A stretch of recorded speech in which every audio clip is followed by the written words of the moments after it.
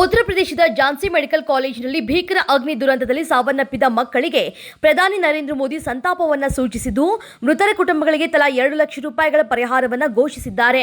ಈ ಕುರಿತು ಟ್ವೀಟ್ ಮಾಡಿರುವಂತಹ ನರೇಂದ್ರ ಮೋದಿ ಅವರು, ಉತ್ತರ ಪ್ರದೇಶದ ಝಾನ್ಸಿಯ ವೈದ್ಯಕೀಯ ಕಾಲೇಜಿನಲ್ಲಿ ಸಂಭವಿಸಿದ ಬೆಂಕಿಯ ಘಟನೆ ಹೃದಯ ವಿದ್ರಾವಕವಾಗಿದೆ. ತಮ್ಮ ಮುಗ್ಧ ಮಕ್ಕಳನ್ನು ಕಳೆದುಕೊಂಡವರಿಗೆ ನನ್ನ ಆಳವಾದ ಸಂತಾಪ. ಈ ಅಗಾಧವಾದ ದುಃಖವನ್ನು ಭರಿಸುವ ಶಕ್ತಿಯನ್ನ ದೇವರು ಅವರಿಗೆ ನೀಡಲಿ ಅಂತ ಪ್ರಾರ್ಥಿಸುತ್ತೇವೆ ಅಂತ ತಿಳಿಸಿದ್ದಾರೆ. ಬುಧವಾರವಷ್ಟೇ ಚನ್ನಪಟ್ಟಣದಲ್ಲಿ ಮತದಾನ ಪೂರ್ಣಗೊಂಡ ನಂತರ ಈ ಬಾರಿ ಗೆಲುವು ನಮ್ಮದೇ ಎನ್ನುವ ವಿಶ್ವಾಸ ವ್ಯಕ್ತಪಡಿಸಿದ್ದ ಸಿಪಿ ಯೋಗೇಶ್ವರ್ ಗುರುವಾರ ದಿಢೀರ್ ಅಂತ ಪ್ರೆಸ್ ಮೀಟ್ ಮಾಡಿ ಗೆಲುವಿನ ಬಗ್ಗೆ ಅನುಮಾನ ವ್ಯಕ್ತಪಡಿಸಿದ್ದಾರೆ.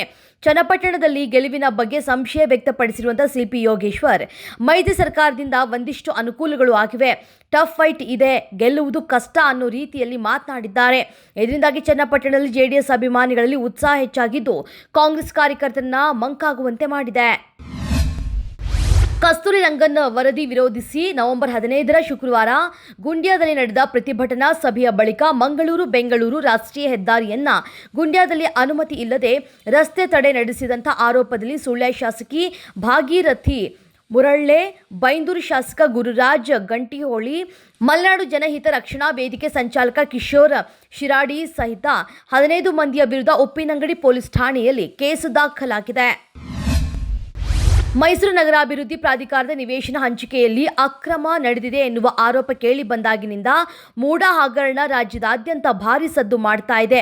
ಒಂದು ಕಡೆ ಅಕ್ರಮವಾಗಿ ನಿವೇಶನ ಹಂಚಿಕೆ ಮಾಡಲಾಗಿದೆ ಎನ್ನುವ ಆರೋಪ ಮೂಡಾ ಮೇಲಿದೆ. ಮತ್ತೊಂದೆಡೆ 15,000ಕ್ಕಿಂತ ಹೆಚ್ಚಿನ ನಿವೇಶನಗಳನ್ನು ಹಂಚಿಕೆ ಮಾಡದೆ ಪೆಂಡಿಂಗ್ ಇಟ್ಟುಕೊಂಡಿದೆ ಎನ್ನುವ ಆರೋಪ ಇದೀಗ ಕೇಳಿ ಬಂದಿದೆ. ಹೀಗೆ ತನಿಖೆಯಿಂದ ಒಂದೊಂದಾಗಿ ಮೂಡಾದಲ್ಲಿನ ಹಗರಣಗಳು ಹಾಗೂ ನಿಗೂಢತೆಗಳು ಬಯಲಾಗುತ್ತಲೇ ಇವೆ.